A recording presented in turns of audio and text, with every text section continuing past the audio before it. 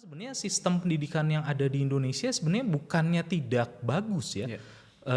Saya tidak bilang bahwa ada sistem pendidikan yang jelek, nggak ada. Jadi semua sistem pendidikan kan cita-citanya mulia, mencerdaskan kehidupan bangsa, ya baik bangsa Indonesia dalam hal ini kita bicara ya, juga masing-masing bangsa tentunya ingin mencerdaskan bangsa masing-masing ya. Tapi di sisi lain sebenarnya adalah ada satu mungkin teladan yang kita harus belajar terutama dari luar negeri. Jadi ada istilahnya kan gitu, think globally, act locally. Gitu. Itu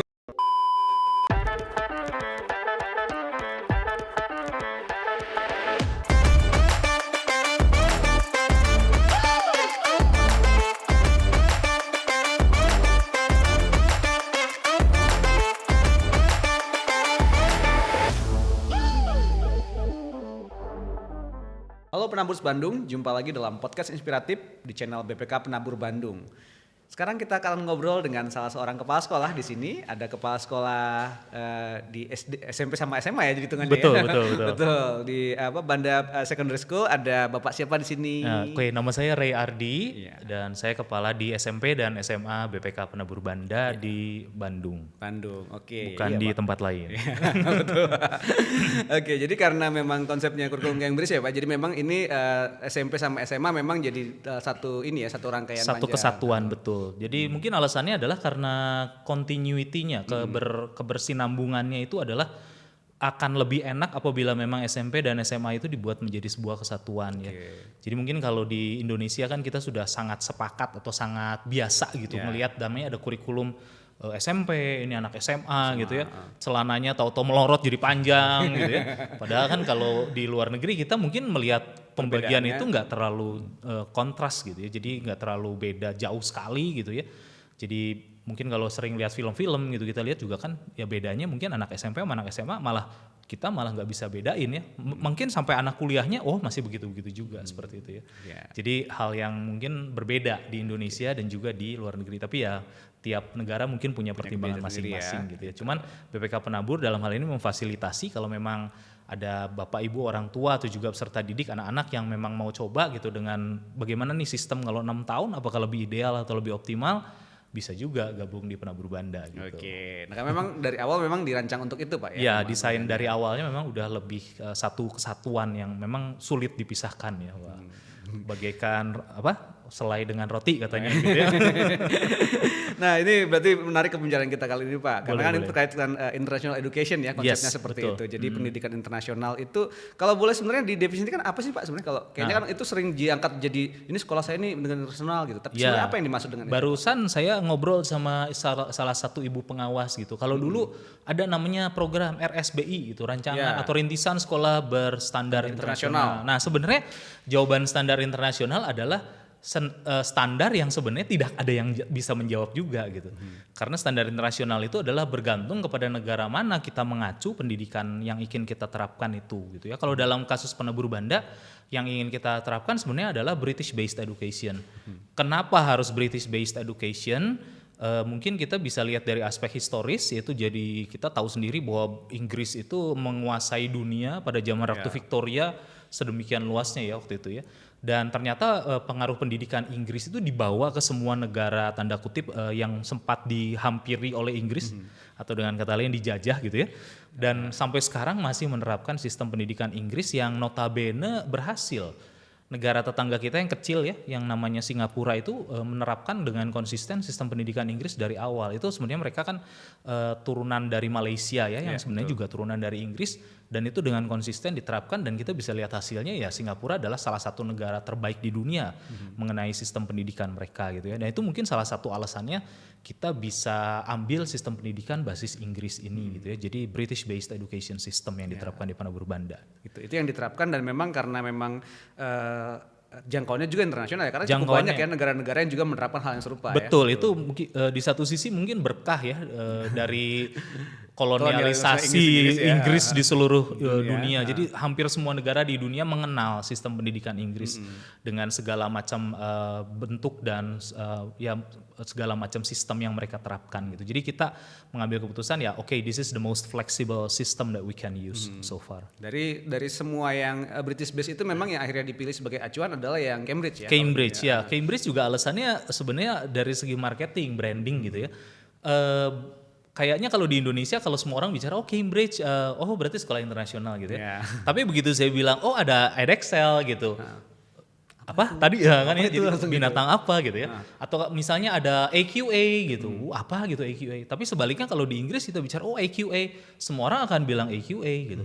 Tapi kalau kita bilang Cambridge, dia langsung bilang university, bukan sistem pendidikannya. Karena di Inggris sendiri Cambridge nggak terkenal, yang terkenal itu adalah AQA tadi. AQA. Kalau Cambridge mereka merger, jadinya OCR. Ya jadi Oxford, Cambridge sama RSA. Kalau di UK-nya sendiri mereka merger gitu, karena saking kecilnya biar rame lah kita cari temen 3an gitu ya OCR. Ya jadi mereka jadi di Inggris itu memang ada semacam keterbukaan. Kalau di Indonesia kan semua dikendalikan oleh pemerintah. Kalau di sana beberapa badan atau beberapa lembaga dipersilakan untuk memfasilitasi membuat kurikulum tentunya dengan standar yang diakui secara nasional, ya ada namanya Ofqual. Jadi mereka mengatur bahwa standarnya memang harus seperti itu. Tapi masalah metode dan ininya, masalah bumbu-bumbunya monggo. Jadi kalau mau bikin steak silakan, tapi bumbu-bumbunya monggo. Mau pakai cabai sedikit, garam banyak, peterseli boleh gitu ya. Yang penting adalah standar minimumnya tercapai gitu. Nah itu yang mungkin dari segi Cambridge tadi ya, mungkin dari segi historis, karena mungkin di Indonesia paling pertama masuk dan juga paling laku sejauh ini. Mungkin sudah ada 500-an lebih Cambridge Center di Indonesia ya, dan semua orang juga udah tahu kalau bicara Cambridge berarti International Education. Satu lagi yang laku ya International Baccalaureate ya, IB. Cuma mungkin lebih mudah dalam hal adopsinya adalah dari Cambridge gitu. Tapi kalau kita bicara yang tadi, beberapa exam bodies yang lain mungkin banyak yang wah apa itu gitu ya, binatang apakah karena memang itu yang kadang-kadang mungkin karena seringannya sekedar jadi marketing dan branding ya, jadinya itu. Padahal sebenarnya ada esensi yang penting yang ditekankan gitu. Nah kalau boleh disarikan Pak, kira-kira kalau di Banda sendiri ya, berarti hal apa yang memang ditekankan dalam hal pembelajaran kepada siswa? Nah balik lagi, jadi pendidikan internasional ini berarti yang kita ambil adalah sebenarnya kurikulumnya, silabusnya gitu ya. Jadi silabusnya itu menyesuaikan dengan silabus atau kurikulum yang diberikan oleh Cambridge International Education. Jadi kita mengadopsi seperti itu sistemnya. Nah, tapi dari segi metodologi, dari segi praktik pembelajaran sebenarnya ada sih ya disebutnya best practice atau guide yang dari Cambridge International. Tapi itu semua juga bisa ditanda kutip diadopsi oleh masing-masing satuan pendidikan, oleh masing-masing sekolah. Jadi tidak harus kaku seperti itu, tidak. Jadi mereka sangat fleksibel ya. Dan Cambridge ini memang di dunia meraja ya. Jadi dia karena cukup fleksibel tadi bisa diterapkan bahkan sampai misalnya ada sekolah Cambridge di Afghanistan itu ada gitu ya. Di Syria kalau kita pikir nggak ada juga sebenarnya sekolah Cambridge itu ya. Bahkan sampai negara-negara maju seperti Amerika Serikat juga punya standar Cambridge itu ya. Sekolah Cambridge di Miami terutama, daerah Florida cukup laku, dan juga daerah West Coast cukup laku gitu. Nah mungkin kalau saya mau lebih dalam lagi kenapa lagi harus seperti itu, karena sebenarnya sistem pendidikan yang ada di Indonesia sebenarnya bukannya tidak bagus ya. Saya tidak bilang bahwa ada sistem pendidikan yang jelek, nggak ada. Jadi semua sistem pendidikan kan cita-citanya mulia, mencerdaskan kehidupan bangsa ya, baik bangsa Indonesia dalam hal ini kita bicara ya, juga masing-masing bangsa tentunya ingin mencerdaskan bangsa masing-masing ya. Tapi di sisi lain sebenarnya adalah ada satu mungkin teladan yang kita harus belajar terutama dari luar negeri. Jadi kalau di Indonesia rata-rata semua orang itu kan mengambil data berdasarkan asumsi. Kalau Cambridge itu mengambil data berdasarkan riset. Jadi kalau mereka bilang bahwa maka melakukan metodologi A dalam pembelajaran, metode dalam pembelajaran lakukanlah A. Misalnya mereka bicara bahwa dalam pembelajaran yang penting adalah feedback, misalnya salah satu yang penting adalah feedback. Dan juga clarity, jadi harus jelas bahwa tujuan pembelajaran kita apa, itu harus sangat jelas, explicit teaching dan sebagainya ya. Nah itu harus sangat jelas. Nah mengapa mereka melakukan seperti itu? Itu semua ada risetnya, dan risetnya nggak cuma satu. Jadi kalau saya baca publikasi dari Cambridge itu publikasinya 4 halaman, daftar pustakanya paling sedikit 30. Dari 4 halaman tadi, di halaman terakhir penuh dengan daftar pustaka. Dan daftar pustaka itu semua tidak ada atau mungkin hanya 1 atau 2 yang tahunnya itu kurang atau lebih tua daripada tahun 2012. Jadi semua riset-riset itu riset-riset baru. Sedangkan di satu sisi kalau kita lihat sendiri ya, orang kan kadang-kadang di segala macam media termasuk media sosial orang kan suka quote ya. Wah ini menurut Anda, menurut si A, dokter A, kalau kita melakukan ini maka kita jadi apa gitu ya. Nah tapi kan tidak pernah disebutkan tuh sumbernya. Nah, tidak research based ya kadang-kadang. Tidak research based, lebih banyak kalau di Indonesia mungkin hoax based ya. Kita hoax, asumsi, minimal asumsi gitu. Nah itu yang kadang-kadang itu yang bedanya itu seperti itu. Jadi mereka itu scientific ya, ada metodologinya, dan tested and true. Ya, dan update terus ya, selalu Update terus. Yang tadi daftar pustakanya itu nggak ada yang dari tahun tua.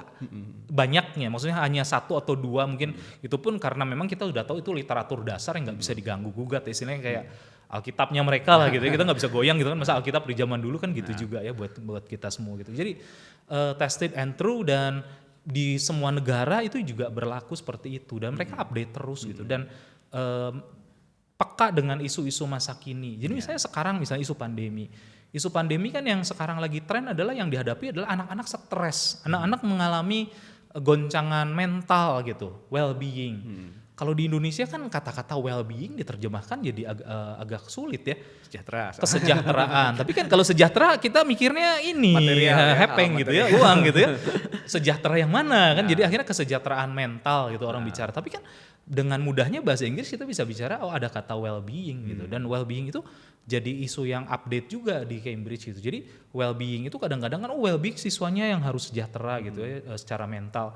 Tapi kalau Cambridge memperhatikan juga gurunya juga harus sejahtera yang secara mental, karena nggak mungkin guru yang tidak sejahtera secara mental mengajarkan siswa terus siswanya jadi sejahtera secara mental gitu.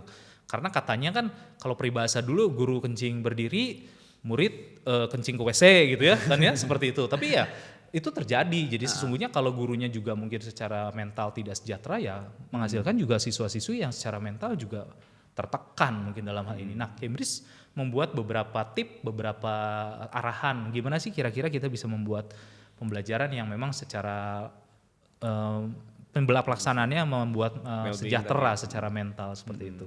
Jadi itu memang bukan sekedar pakai ini atau kira-kira kayak gini yang bagus nih, tapi itu memang ada risetnya dan memang bisa dipertanggungjawabkan secara saintifik untuk itu. Kenapa kita pakai metode yang ini bukan yang itu, akhirnya ada ininya ya. Betul, jadi mereka semuanya ada pegangannya gitu. Dan satu lagi publikasi, jadi mereka tuh rajin bikin semacam webinar atau video-video juga ya. Jadi mungkin seperti penabur kita juga sering kan bikin seperti itu ya. Nah sama mereka juga bikin. Bedanya adalah yaitu tadi, jadi semuanya based on research. Jangan ngomong itu researcher kelas dunia gitu. Dan terbuka untuk terus dievaluasi berarti. Silakan gitu. Jadi dan makan mereka update itu di saluran YouTube mereka yang kita juga semua bisa tonton sebenarnya. Dan belajar secara gratis sebenarnya. Nah, itu buat yang bahkan non Cambridge Schools bisa nonton juga. Silakan. Sebagai referensinya juga dan sebagai ininya ya. Jadi bisa mencari beberapa hal, dan itu yang menarik karena evaluasinya berarti bukan sekedar setelah berakhir atau apa, tapi kita bisa terus-menerus melihat ada update, ada hal-hal yang perlu dipertimbangkan, ada isu-isu yang baru gitu ya. Kayak sekarang ya tadi kasus pandemi, dan juga mungkin sekarang kita di masyarakat digital pasti terus ada pembaruan terus ya. Dan digital literacy juga jadi satu isu yang penting. Jadi anak-anak sekarang kan memang kayak beberapa hal mungkin yang kayaknya jadi nggak penting buat anak-anak. Misalnya kita bagi Instagram kita ke orang gitu. Ayo boleh minta dong Instagram gitu. Nah untuk siswa-siswi di Banda itu kita punya yang namanya digital literacy curriculum ya. Jadi jangan semudah itu loh, hati-hati gitu. Terus ada yang namanya juga segala macam dunia internet kan tidak aman sebenarnya untuk anak-anak ya. Dan kita juga membekali anak-anak juga untuk ya bagaimana menjaga diri sih di dunia maya. Kadang-kadang orang tua nggak aware gitu bahwa anaknya ternyata sedang dilakukan apa gitu ya, penipuan kah atau apapun gitu ya. Ada courting dan sebagainya, itu ya itu di-update gitu. Dan kita juga ada sih seperti itu, yang kita harus aware juga hal seperti itu gitu. Dan yang akhirnya ya di Indonesia terlambat, mungkin agak lama baru masuk, kita sudah melaksanakan ini dari dulu gitu sebenarnya.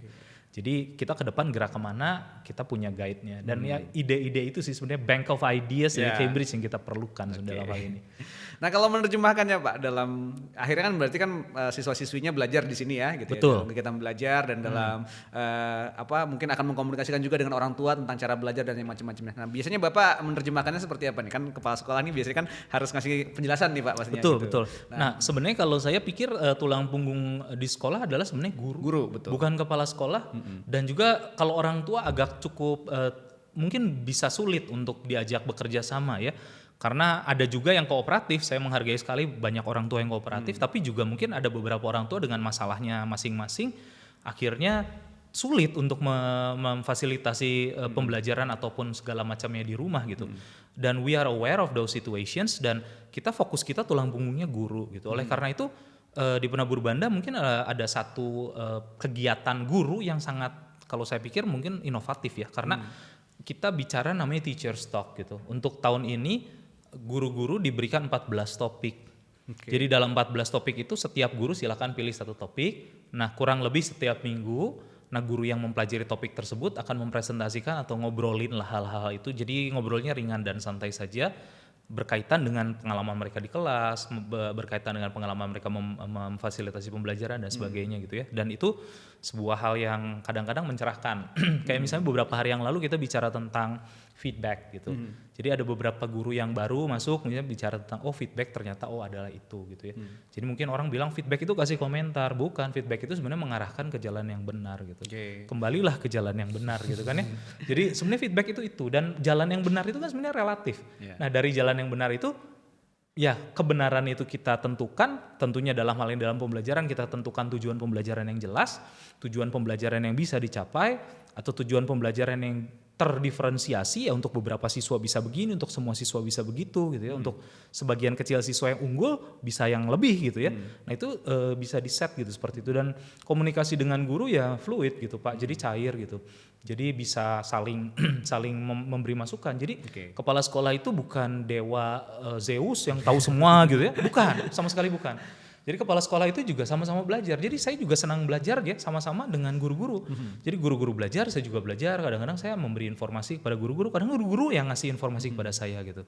Jadi dalam hal ini kita sama-sama belajar. Jadi di Teacher Talks itu semacam ini ya, semacam mengkonfirmasi, mengevaluasi, diskusi sebenarnya. Jadi ada bahkan mungkin banyak muncul ide-ide segar dari situ ya. Betul. Ada beberapa ide segar, kayaknya misalnya berapa hari yang lalu berapa minggu yang lalu kita bicara tentang peer tutoring gitu. Nah terus lagi kemudian sekarang kita menggodok gimana sih peer tutoring itu biar efektif gitu. Kadang-kadang kita bicara siswa mengajari siswa yang lain. Jadinya kongko-kongko gitu ya. kan takutnya begitu kan, ya ngobrol gitu kan, main-main gitu. Enggak sih sebenarnya. Nah, gimana biar bisa efektif? Dan sebaik itu coba apakah efektif kalau di kelas yang bersangkutan, jangan-jangan lebih efektif naik ke atas gitu. Nah, itu kita bisa jadi ide ini bisa didiskusikan dalam teacher talk tadi gitu. Tapi tentunya tadi Pak, kita terbiasa dengan literatur. Jadi jangan bicara saya kayak akan gini gitu. Enggak. Jadi kita punya beberapa, misalnya tadi bicara tentang feedback itu ada dasarnya gitu. Dari buku ini, dari jurnal ini, dari website ini, dari artikel itu gitu. Semuanya bisa dipertanggungjawabkan informasinya gitu Pak.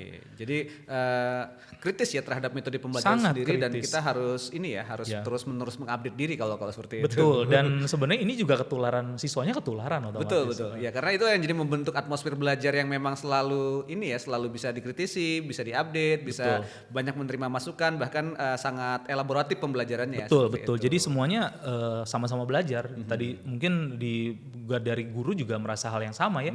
Guru juga belajar bersama-sama dengan siswa. Bukan guru paling tahu, tapi guru tahu duluan. Gitu ya. Guru tahu duluan, mungkin dia banyak yang belum tahu juga, dan dia bisa cari tahu sama-sama juga dengan siswa. Nah kalau ini Pak, berarti kan sebenarnya yang paling diharapkan dari insan pembelajarnya gitu kan. Nanti kan karena harapannya kan kalau international education kan asumsinya memang orang kan zaman ke depan pasti akan semakin global ya gitu kan. Orang bisa di mana saja, bisa bekerja. Apalagi sekarang udah mulai terasa nih alumnus yang beberapa tahun belakangan kan kadang-kadang udah kuliah di luar negeri lah, ada kerja di mana lah, ada di sini gitu kan. Dan memang jadi itu. Dan itu jadi sesuatu yang memang mau nggak mau harus diterima ya. Maksudnya kenyataan kita semakin global sekarang. Ya, gitu. realitanya seperti itu. Dan sebenarnya kalau kita bicara masalah alumni dari Penabur Banda sendiri ya, 42% ya data sampai saat ini, 42% alumni Banda itu melanjutkan studinya memang di luar negeri. Gitu. Kebetulan juga memang cocok seperti itu. Di satu sisi kita mempersiapkan para siswa, para peserta didik untuk bisa siap kuliah di luar negeri, dalam hal ini dengan segala macam tantangan, masalahnya dan segala macam, mereka ya dipersiapkan ke arah sana gitu. Jadi kualitas yang diharapkan kira-kira kalau bisa disarikan seperti apa Pak? Ya jadi di satu sisi independen dan tanggung jawab. Jadi kuncinya sebenarnya kalau mau tadi dua hal yang penting, yang pertama adalah independen, yang kedua tanggung jawab. Jadi dia bebas memilih, tapi dia bertanggung jawab terhadap pilihan dia. Gitu ya. Jadi jangan sampai saya mau milih dalam 2 menit atau 2 tahun atau 2 bulan nggak jadi ya. Nah itu nggak bisa. Tanggung jawabnya dikasih ke yang lain. Gitu ya, geser tanggung jawab, dia mau mindahkan tanggung jawab tidak.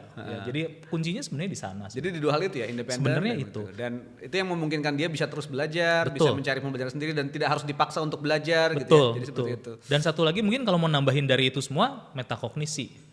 Nah metakognisi itu kemampuan siswa untuk mengevaluasi. Jadi dia mengenal dirinya sendiri, dia bisa mengevaluasi dirinya sendiri, dia mengaplikasikan strategi-strategi yang berbeda, dan akhirnya kalau perlu mengubah strateginya dia akan melakukan perubahan itu, dan itu dilatih. Ya kuncinya tentunya dengan refleksi. Jadi harus terbiasa berefleksi. Saya udah gimana gitu. Makanya tadi ya ada kegiatan student-led conference itu penting, terus kegiatan diskusi juga penting. Sebenarnya guru memberi arahan juga kepada peserta didik ya. Ayo gimana? Kalau menurut kamu udah gimana? Menurut kamu udah gimana?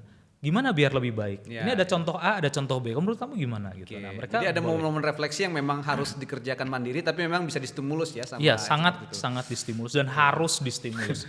Karena tadi kalau dibiarkan begitu saja, maka siswa akan menganggap bahwa ini nyantai lah gitu nggak penting ya, dia mereka cuma checklist gitu. Padahal sebenarnya itu hal-hal yang penting gitu, dan secara eksplisit harus diberikan, secara eksplisit harus difasilitasi gitu, nggak cuma lewat begitu saja. Ya tadi saya sempat ngobrol-ngobrol dengan beberapa siswa, dan ini memang karena memang ini international education, tentu ya pembelajaran bahasa Inggris itu sesuatu yang memang jadi keseharian ya gitu. Tapi betul. Saya menarik karena mereka cukup update dengan isu-isu terbaru juga ya, mereka cukup bisa mengerti itu dan bisa memberikan opini ya untuk hal yang demikian gitu. Itu memang juga ditaruh ya, memang supaya tidak terserabut dari lingkungan dan juga bisa melihat permasalahan secara kritis. Ya sebenarnya salah satu aspek international education yang lain adalah cultural awareness. Iya betul. Jadi satu aspek itu nggak bisa kita lepaskan juga.